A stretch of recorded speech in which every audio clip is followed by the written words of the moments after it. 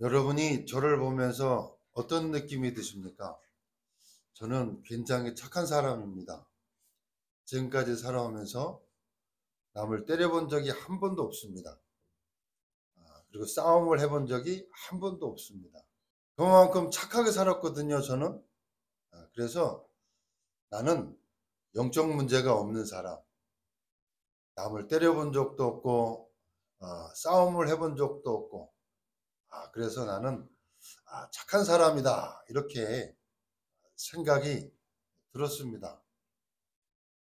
그런데요, 복음을 깨닫고 제가 보니까요, 그 부흥사들이 설교하면은 그 미움을보다 못하고 나쁜 사람 중에 진짜 나쁜 사람이고 막 이렇게 표현하잖아요. 옛날에는 아이 뭐 그렇게까지 표현하냐 속으로. 그런데요, 복음을 제가 깨닫고 나 보니까요, 진짜 무가치한 사람이더라. 나같처럼 겸손해서 하는 소리가 아니고요. 왜냐하면 내 속에서는 좋은 게 안 나와. 내 속에서는요, 좋은 게 안 나와. 창세기 3장 얘기를 하잖아요, 여러분. 근본 문제 얘기하잖아요. 그거 얘기할 때 이 창세기 3장 문제라고 하는 것이 얼마나 중요한 문제인지를 발견을 못하며 나하고는 상관없는 얘기야, 이 얘기가. 여러분, 제가 착하다고 그랬잖아요. 나는 복음 없어도 될 만큼 착한 사람이야. 나는 남 뭐 이렇게 싸움도 안 하고 그랬는데요. 복음을 딱 깨닫고 보니까는요. 하는 것, 행동하는 것, 생각하는 것 전부가 보면 어떻게 하냐면 나 중심이야. 나 중심이라니까요. 하나님 중심이 아니고 나 중심이라니까요. 인간을 하나님 형상대로 지음받은 인간인데 하나님 필요 없어. 어떻게 해서든지 판단하고 생각하는 것이 뭐냐 하면 나 중심이에요. 제가 또 막내요, 막내. 막내의 특징이 뭔지 아십니까? 장남들의 특징이 뭔지 아십니까? 장남들의 특징, 장녀들의 특징은요. 내가 못 먹어도 동생들을 위해서 베풀어야 되는 게 위치가 그래요. 막내는요. 다 내려서 돌아볼 게 없어요. 나만 챙기면 되거든요. 특징이 그래요. 그것처럼 사람들이 뭐냐면 생각하는 자체가 나 중심이라니까요. 여러분 다툼이 왜 일어난 줄 아십니까? 부부간에 다툼이 왜 일어난 줄 아십니까? 내 생각이 맞고 당신 생각이 틀렸어. 내 입장에서 보면 다 나는 맞고 상대방은 다 틀렸기 때문에 다툼이 되고 싸움이 나는 겁니다. 이익 손해에 따라서 사람은요 다퉈요. 장사할 때요, 마음 상할 때요, 부부간에 다툴 때, 인간관계에서 다툴 때 보면 전부가 뭐냐? 나 중심이라니까요. 내가 손해가 날 것 같으면 다퉈요. 하나님 필요 없다니까요. 창세기 3장 문제에 그렇게 얘기할 때 근본 문제 할 때 여러분 그게 나하고 연관이 있습니까? 그게 내 문제라고 여러분 인식이 되어지십니까? 이게 창세기 3장 문제라는 게 지금도 우리가 구원받았는데도요. 체질이 창세기 3장 속에 그대로 있다니까요. 아담과 하와가 사단이 유혹할 때 뱀이 유혹을 할 때 뭘 갖고 유혹했느냐? 네가 하나님처럼 될까 봐 하나님이 먹지 말라고 한 거야. 그렇게 유혹하니까 뭡니까? 넘어갔어요. 그 창세기 3장 사건 문제는요. 지금도 일어나고 있고 지금도 우리의 주변에 항상 구원을 받았고 복음을 안다는 저와 여러분 중심도 보면 항상 내 중심으로 생각한다니까요. 물질 중심으로 생각합니다. 성공 중심으로 생각합니다. 어떻게 해서든지 성공해야 돼. 사단이 만들어 놓은 함정 올무틀 속에 딱 있어요. 그렇게 생각하고 판단한다니까요. 여러분 창세기 3장 문제라고 하는 것이 이해가 되십니까? 근본 문제 속에 우리가 있다라고 하는 사실이 이해가 되십니까? 이것이 이해가 안 되면 내게 왜 그리스도가 필요한지에 대한 이유가 발견이 안 된다. 그리스도를 믿어야 되는 이유, 그리스도를 내가 부르짖어야 되는 이유가 발견이 안 된다니까요. 지금도 눈에 보이지 않냐 사단은요. 나의 지식과 배경과 능력과 상관없이 나를 자꾸 함정 올무틀 속으로 자꾸 집어넣는 창세기 3장 속으로 집어넣는 존재가 있는데 창세기 3장이 내게 인식이 안 되고 창세기 3장 문제가 무엇인지 깨달아지지 않냐 하면 그리스도가 내게 있어야 되는 이유가 발견이 안 된다고. 그리스도는 완전하십니다. 그리스도는 창세기 3장 문제뿐만 아니라 저주, 재앙의 문제, 사단의 문제를 완전히 끝내시고 우리에게 해방, 자유를 주신 분이신데, 그 그리스도는 모든 인류에게, 모든 인간에게 당연하게 필요한 그리스도의 당위성을 우리는 깨달아야 됩니다. 하나님이 내게 필요한 이유가 발견이 안 되어지면 더 나아가서 신앙생활해야 되는 이유가 발견이 안 돼요. 하나님 앞에 예배해야 되는 이유가 발견이 안 되면 많은 부분 속에서 우리는 잘못된 생각을 하게 되고 판단을 하게 되고 인도를 받게 됩니다. 오늘 말씀의 제목이 신앙생활의 동기입니다. 동기. 오늘 저와 여러분이 본문의 말씀을 보면 그 지난주에 우리가 말씀을 보면서 4가지 질병이 치유되는 사건이 일어났어요. 도저히 치유할 수 없는 사건, 문둥병이 치유가 됐어요. 중풍병이 치유가 됐습니다. 열병이 떠나갔습니다. 귀신 들린 자가 와서 말씀으로 치유함을 받았다. 그러고 나서 오늘 본문 18절에 딱 보면 예수께서 무리가 자기를 애워싸신 것을 보시고 그랬어요. 질병이 치유가 되니까 많은 무리들이요 예수님 앞에 딱 온 거예요. 그 현장을 우리가 보면서 생각을 좀 많이 하셔야 된다.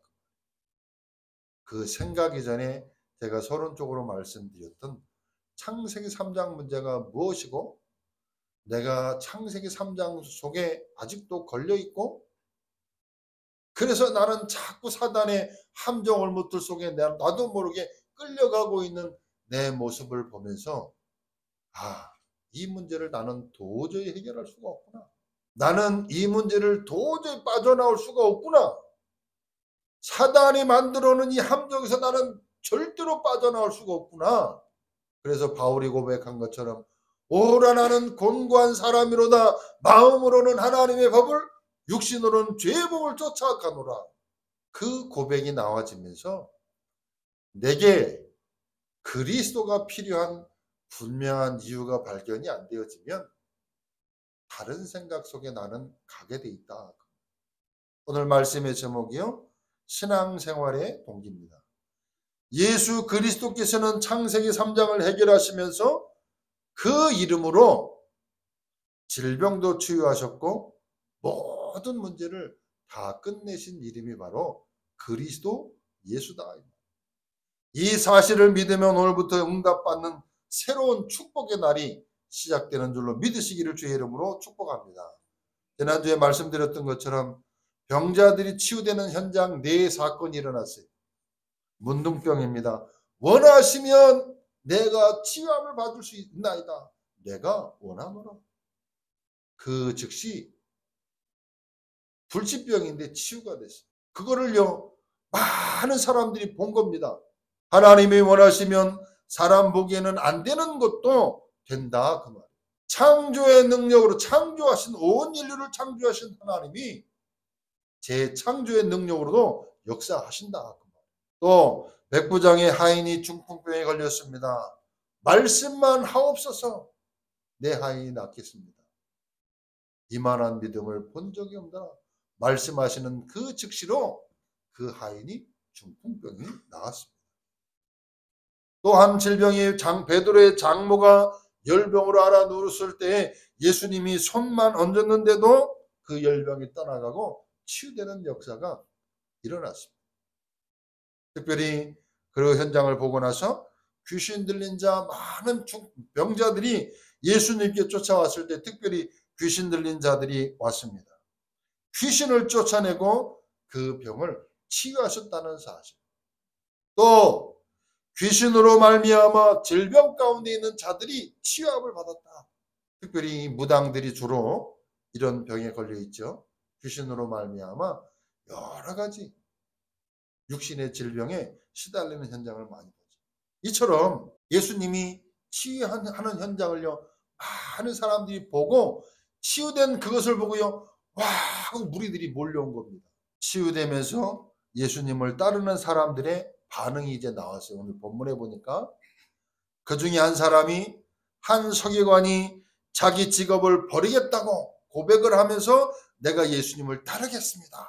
고백을 합니다. 서기관이 어떤 직업인 줄 아십니까, 여러분? 성경에 보면 서기관, 바리새인들 같은 겁니다만은 율법사예요, 율법사. 율법사라는 말은 뭐냐 하면 계명을 정해가지고 그것을 철저하게 지키라고 말하는 사람. 그때 당시에 율법사, 뭡니까? 서기관과 바리새인들의 직업, 이 직업은요, 굉장한 부와 명예를 가지고 있는 사람들입니다. 그래서요, 가진 게 많은 사람들, 들은 게 많은 사람들은요, 그거를 버리고 쫓아간다라고 하는 것은요, 있을 수 없는 겁니다. 지금 뭐 어떤 현장을 봤어요? 도저히 안 되는 질병을 치유되는 현장을 봤거든요. 아, 예수님 따라다니면 뭐 하나 더 크게 얻겠구나. 예수님 따라다니면 사업이 잘 되겠구나. 아, 예수님의 이름을 가지고 하면은 내가 좀 뭐가 이득이 생기겠구나. 또 한 제자가요, 자신의 부친을 장사 지내고 오겠다. 제자라고 그랬어요, 본문에 보면. 그때 예수님이 뭐라고 말씀하시느냐. 20절에 보면 여우도 굴이 있고 공중의 새도 거처가 있으되 인자는 머리 둘 곳이 없다. 무슨 말입니까, 여러분? 서기관은 가지고 있는 게 너무 많아요. 부와 명예가 있는데 나를 따르려면 인자는 머리 둘 곳이 잠잘 머리 둘 곳이 없다 이 말이야. 아무것도 없는데 네가 쫓아오겠느냐 그 말이거든요. 여러분이 예수 믿으면 많은 사람들에게 따돌림 당하고 예수 믿으면 너 감옥 가. 초대교회 때가 그랬거든요. 너 예수 믿으면 생명 끊어져. 직업의 문제와 경제의 문제와 너 그래도 교회 갈래? 지금은 그런 시대가 아닙니다, 여러분. 그러나 초대교회 때가 그랬고 일제치하 때 그랬습니다. 여러분에게 만약에 그런 현장, 그런 상황이 여러분에게 일어났다면 대답할 건 없지만은 속으로 한번 생각해 보시기 바랍니다. 여러분이 예수 믿고 따라가는 이유가 신앙생활의 동기가 또한 제자가 하는 말의 의미가 뭐냐? 제자라고 그랬어요, 제자. 그런데 가지 말아라. 죽은 자가 장사하게 내버려 두고 너는 나를 따르라. 그 말은 뭐냐? 그런데 가지 말아라. 매이지 말아라. 초월해라. 그 말이거든요. 그래서 두 번째로 여러분 신앙생활의 동기가 굉장히 중요하다는 거예요. 신앙생활. 왜 나는 신앙생활을 하는가? 가끔 시장에 가서 전도하면요. 시장 사람들이 그래요. 뭐 제가 하는 말이 아니에요. 시장 분들이 그래요. 어디 교회 가면은 장사하기가 좀 편해. 큰 교회 가면 손님들이 좀 그래도 좀 편해. 여러분은 교회 오는 이유가 뭐냐 그 말. 예수 믿는 이유가 뭐냐 그 말. 남들이 자꾸 가자고 해서 교회 다니십니까? 야단하는 게 아니고요. 한번 점검을 해보시라. 나는 신앙생활하는 동기가 뭔가. 아니면은 큰 문제를 당한 이후에 하나님을 알게 되고 신앙생활을 하십니까? 왜 여기 앉아서 예배 드리는가? 예수 믿는 이유가 내가 뭔가? 예수님의 기적을 보고 서기관은 자신의 직업을 버리고 따르겠다라고 말합니다. 예수님은 그 동기를 잘 알고서 머리 둘 곳이 없음을 말하고 있다. 만약에 여러분에게 예수를 믿는 것 때문에 여러분이 손해가 난다면 여러분은 어떻게 하시겠습니까? 나를 쫓아오면 너 부도 명예도 돈도 이루는데 나 따라오겠느냐? 그 말이거든. 머리 둘 곳이 없는데. 그래서요. 신앙생활의 동기는 모든 것을 좌우하는 겁니다. 그래서 여러분 정확하게 복음이 이해가 안 되면 갈등이 계속 된다니까요. 갈등이. 저도 말씀을 드렸습니다만 서론에 착하다 그랬어요. 나는 싸움을 한 번도 해본 적이 없고 때려본 적도 없기 때문에 나는 착한 사람이야. 그런데요. 목회를 하면서도 갈등이 계속 되는 겁니다. 저는 중고등학교 시절에 특별히 중학교, 고등학교 때 그 생각을 참 많이 했어요. 내가 왜 살지? 내가 살아야 될 이유가 발견이 안 되는 거예요. 목회를 하면서도 계속 갈등이 되는 거예요. 어려움이 오는 거다 이 말이에요. 그런데 어느 날 하나님의 은혜를 주셔서 복음을 알게 하셨습니다. 복음을 알게 하시고 난 이후에 내가 살아야 될 이유가 발견이 되었습니다. 저는 초등학교 5학년 때 목사가 되기로 소원했던 사람이에요. 기도원 다니고 기도원하고 그때 저 어릴 때 디모데 훈련 같은 거 기도 모임이 많았어요. 그래서 5학년, 6학년들, 4학년, 5학년들 모여가지고 기도 모임을 하는데 너무나 좋은 거예요. 감정적이죠, 사실은. 제가 뭐 그때 복음을 알았겠습니까만은 너무나 좋은 거예요. 그래서 나 이 복음을 위해서 살겠다. 그때 당시에 복음을 위해서 산다라고 하는 말은 뭐냐 하면 목사거든요. 그때 내가 전도자가 되겠다 했어야 되는데 그건 모르고 목사가 되겠다. 하나는 이 복음이 좋은데 이 복음을 좋은데 나만 알면 안 되지 않습니까? 이 복음을 말하는 목사가 되겠습니다. 그리고 나의 꿈은 5학년, 6학년 때 목사예요. 그래서 목사가 됐습니다. 목사가 돼서 목회를 하는데도 뭐가 없냐? 평안이 없는 거예요, 내 마음속에. 그냥 하나의 내가 복음 만나기 좀 어려움 왔을 때가 마지막에 직업이야, 직업. 그렇게 생각이 되어졌다니까요. 근데 제가 복음을 깨닫고 나서 내가 살아야 될 이유가 이거구나. 복음 전하는 전도자 인생 살아야 되는 거구나. 복음 때문에 내가 살아야 되는 거구나. 그때 딸이 둘이 있었어요. 딸이 둘이 있었는데 하나님 자식을 주시면 아들을 주시면 내가 이 복음을 말하는 목회자가 너무나 행복하고 좋기 때문에 목사 만들겠습니다. 그래가지고 생겼는데 내가 아들이라고 그랬어. 5개월에. 보지도 않고. 왜요? 기도하고 했거든요. 하나님 앞에 주시면 아들을 주시면 내가 목회자를 만들겠습니다. 내가 일부러 얘기하지. 야 목사하는 거 힘든데 하기 싫으면 하지 마. 목사하려면 먹고 사는 것도 힘들고 하지 마. 근데 하겠대. 복음을 위해서 정말 복음 전하는 것이 최고의 축복이거든. 왜냐? 여러분 부흥을 위해서 복음을 전하려고 말하는 게 아니라 생명을 살리는 겁니다. 모든 저주재앙에서 운명에서 빠져나오지 못해서 고통 중에 있는 자를 살리는 것이 복음인데 그 복음 말하는 것이 최고의 축복 아니겠습니까? 제게 그렇게 깨달아졌다 그 말이에요. 복음을 깨닫고 나서. 살아야 될 이유가 저에게 나오는 아직도 각인 뿌리 체질된 것이 내 안에 많이 있어서 세상적이고 흑암적이 뿌려놓은 그런 것들이 있긴 하지만은 그래도 영적 싸움하면서 계속. 그래서 나는 날마다 그리스도가 내게 필요하다. 하나님의 은혜가 아니면 생각하고 판단하고 결정하는 모든 것들이요 세상적이라니까.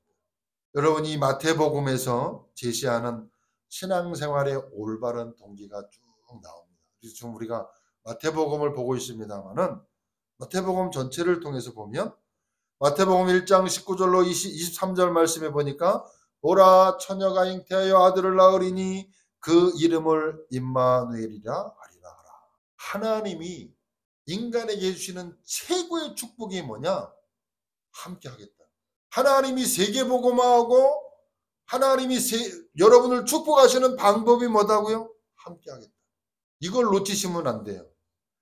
지금 이후로부터 여러분과 여러분의 인생 마지막 때까지 영원히 기억하시고 놓치지 말아야 될 것은 뭐냐? 하나님이 구원받은 자 속에 성령으로 영원히 항상 함께 있다는 사실을 놓치지 마세요. 심지어 내가 죄악 가운데 있다 할지라도 죄 짓는 자리에 있는다 할지라도 여러분 속에 누가? 하나님이 함께 하신다는 사실을 놓치지 마세요. 그 이름을 부를 때에 저주 재앙에서 운명에서 질병에서 영적인 재앙에서 여러분을 건지시는 유일한 이름 그리스도 예수가 여러분과 함께 한단 말이에요. 그 말은 뭐냐? 나는 구원받은 하나님의 자녀라는 사실을 잃어버리지 말란 말이에요. 이게 내 인생의 신앙생활의 첫 출발 동기가 되어야 됩니다. 어떤 사람은 여러 가지 어려움 중에 이 복음을 만나는 케이스가 있어요. 그 어려움이 복음을 만나게 하게 하는 하나님의 동기일 수가 있어요. 질병 가운데 있다가 하나님의 이 복음을 깨닫는 경우도 있습니다. 가문의 영적인 문제 속에 있다가 하나님의 말씀을 듣고 복음을 깨닫게 하는 동기가 하나님의 계획도 있습니다. 그러나 복음을 받은 이후에는요, 그 동기가 바뀌어야 돼요. 복음 때문에. 그리스도 때문에로 동기가 바뀌어져야 돼요. 그래야 이 흑암에 이 나의 동기가 나를 사로잡지 못한다. 그래서 하나님이 여러분과 함께 하신다는 사실이 내 신앙생활의 영원한 동기가 돼요. 하나님이 여러분과 함께, 저와 여러분과 함께. 마태복음 1장 19절 23절을 통해서, 마태복음 4장 1절로 10절에 보니까 지금도 마귀는요, 눈에 보이지 않게 여러분에게 세 가지를 가지고 여러분을 공격을 합니다. 육신적인 겁니다. 보이는 것, 눈에 보이는 것, 육신적인 것, 물질적인 것 가지고 여러분을 계속 공격합니다. 내가 신앙생활함에 있어서 가장 약한 부분이 뭐냐? 그 말이에요. 사단이 그 부분을 계속 건드리는, 보이는 거, 육신적인 거, 물질적인 거. 초대교회는요, 예수 믿는 그 장소에 가면 단절이요, 단절. 단절이, 유대 사회에서 단절이라니까요. 직업의 단절이요. 생명의 위협까지도 왔던 게 초대교회입니다. 지금은 그런 시대가 아니요. 초대교회 때는 생명을 들여서 생명까지 들여면서 신앙생활을 했어요. 근데 지금은요, 그런 시대가 아니거든요. 여러분에게 지금은 생명이 뭐냐? 돈이요, 돈. 거기에서 많이 갈등한다. 사단은 지금도 눈에 보이는 것, 육신적인 것, 물질적인 것 가지고 여러분을 공격한다는 사실. 또 하나, 명예심을 가지고 공격합니다. 청소년 시기나 20대, 30대는요, 명예 별로 몰라요. 그러나 40대, 50대, 60대, 나이가 먹어갈수록요, 그 명예가, 왜냐하면요, 자리도 다 떨어져 나가고 자기의 그 명예 잃어버리면 때로는 자살까지도 하잖아요. 나이가 먹은 40대, 50대 올라갈수록요, 남자들은 뭐가? 명예심. 지금도 여러분을 가지고 있는 명예심이나 세상적인 것을 가지고 사단은 공격을 하는 거예요. 또 하나는 뭐냐? 예배입니다. 예배. 하나님께 예배 못 드리도록 공격한다는 사실. 다른 것 가지고 공격하는 게 아니에요. 여기에 나의 동기 바르게 세워야 됩니다. 또 마태복음 16장 13절로 20절에 보니까 주는 그리스도시요 살아계신 하나님의 아들입니다. 이 부분에 대한 분명하게 결론을 내리고 신앙생활을 출발해야 된다. 마태복음 17장 1절로 9절에 보니까 모세도 사라지고 엘리야도 사라지고 오직 그리스도만 남았더라. 이제 여러분은 아무것도 염려할 필요가 없는 구원받은 하나님의 자녀라는 사실을요, 잊어버리시면 안 돼요. 사람들은 계속 얘기합니다. 예수 믿는 사람이 그래? 예수 믿는 사람이 그래 행동해? 그거에 속지 마시기 바랍니다. 그것 때문에 구원받는 거 아니에요. 예수가 그리스도라는 사실을 믿는 자, 하나님이 나와 함께 하시는 그 사실을 아는 자를 하나님이 어떻게 하냐? 인도하시고 축복하신다는 사실. 그 다음에 이제 복음을 위해서 행동도 행실도 하는 거예요. 마태복음 28장 16절로 20절에 보니까 하늘과 땅의 모든 권세를 내가 가졌다. 내가 세상 끝날까지 항상 너희와 함께 있으리라. 항상 함께 있으리라. 잊어버리시면 안 돼요. 하나님의 방법이 뭐냐? 너와 함께. 임마누엘로 함께. 그 이름을 가지고 영적 싸움, 그 이름을 가지고 내 안의 흑암, 그 이름을 가지고 환경 상황 속에 일어나는 모든 것들에 대한 답을 내셔야 된다. 거기에서 신앙생활이 출발이 돼야 된다. 네, 신앙생활의 동기. 오늘 본문 마태복음 8장 21절로 22절에 보니까 신앙생활 방법을 설명하고 있습니다. 뭐냐? 육신적인 것, 혈연적인 것부터 초월하라는 거예요. 아버지 장례식을 하지 말라는 말도 아닙니다. 집안 살림도 다 내팽개치라는 말도 아닙니다. 중요한 건 뭐냐? 한 시대를 살릴 각오를 설명하는 겁니다. 여러분 나의 상황과 문제를 내버려 두고 지금 현 시대를 보시기 바랍니다. 나의 후대를 보시기 바랍니다. 부안의 어린 렘넌트 후대를 보시기 바랍니다. 여러분 세대하고 지금 청소년 세대하고는 완전히 다른 세대에 살아갑니다. 앞으로 어떤 시대가 오느냐? AI 시대가 옵니다. AI. 인공지능. 그러니까 인공지능이 오니까 어떤 결과들이 오느냐? 삶의 의미가 없는 겁니다. 낙이 없다니까. 내가 이래야 되는 이런 것들이 많이 줄어버린단 말이에요. 그러니까 쾌락을 쫓아가는 겁니다. 쾌락을 쫓아가요. 중독 시대, 마약 시대가 오는 거예요. 그러면 당연히 와지는 결과가 뭐예요? 자살이요, 자살. 뭘 해야 될지를 모르는 시대니까요. 왜 사는지 인생의 의미가 없게 되니까 그런 시대가 온다. 여러분 세대하고 지금 청소년 세대하고는요, 완전히 다른 시대입니다. 나의 가정의 후대도 살려야 되지만 부안의 후대, 전 세계의 후대들을 살려줘요. 치유해야 되는 시대란 말이에요. 여러분이 기도할 때 세 가지 뜰을 놓고 기도하는데 그거를요. 기도하죠. 한 번뿐인 인생 나는 어디에다 참 가치를 두고 있는가? 나는 어디에다 내 인생의 가치를 참 두고 있는가? 이걸 한번 점검해 보시기 바랍니다. 결론적으로 도대체 예수가 누구인지에 대한 답을 내가 분명히 내고 있느냐 그 말이에요. 내게 있어서 예수는 누구냐 그 말이에요. 예수는 과연 누구시냐 그 말이에요. 교회 와가지고 예배 드리면 장사 잘 되고 집안이 복을 받고 내가 평안하고 그 정도에 내가 머물러 있습니까? 그 정도가 아니라니까요. 너희는 먼저 그의 나라와 그의 의를 구하라. 그리하면 이 모든 것을 너에게 더하여 주시리라고 하는 그 말씀의 의미가요. 예수는 과연 누구시길래 책 한 권을 남긴 적이 없고 전 세계 영웅을 다 합친 것보다도 더 큰 영향력을 끼치신 이분, 동정에게 나시고 부활하신 그분은 누구시냐? 어째서 예수 이름으로 기도하면 흑암이 꺾이고 귀신이 떠나가고 굴복하느냐 그 말. 예수는 과연 누구시냐? 그분에 대한 내가 결론을 가지고 있냐, 답을 가지고 있냐. 여러분, 이 땅의 가장 큰 저주는 뭐냐? 예수가 누군지를 모르고 살아가는 것이 가장 큰 저주. 바리새인들이 그랬어요.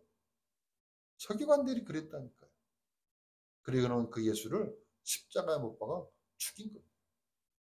나는 신앙생활하는 동기가 뭘까? 여러분이 어려움 중에, 곤란 중에, 질병 중에 복음을 믿게 됐습니까? 복음을 듣게 됐습니까? 하나님의 축복입니다. 하나님의 계획입니다. 이제는 그 동기들을 내려놓으시고 동기가 없어야 돼. 이유가 없어야 된다. 그것이 이유요. 그것이 동기요. 하나님이 저와 여러분을 구원하시기로 작정하셔서 내가 이 복음 속에 있다라고 하는 사실이 새롭게 동기가 바뀌어야 돼요. 그래서 그 복음을 위해서 나의 인생에 올인하고 그 안에서 참된 축복을 찾는 가운데 나를 살리고 가정 후대 살리고 나와 관계된 모든 현장을 살리는 정인의 삶을 사는 저와 여러분 되시기를 주의 이름으로 축복합니다. 기도하겠습니다. 살아계신 하나님 감사합니다. 오늘 말씀을 통해서 나의 신앙의 동기를 점검해 보는 가운데 하나님 동기가 바른 동기, 이유가 없는, 그래서 그것이 나에게 이유가 되어지는 축복을 누리는 우리 주원교회 성도들 되어지도록 하나님 축복에 주옵소서. 예수 그리스도의 이름으로 기도하옵나이다. 아멘.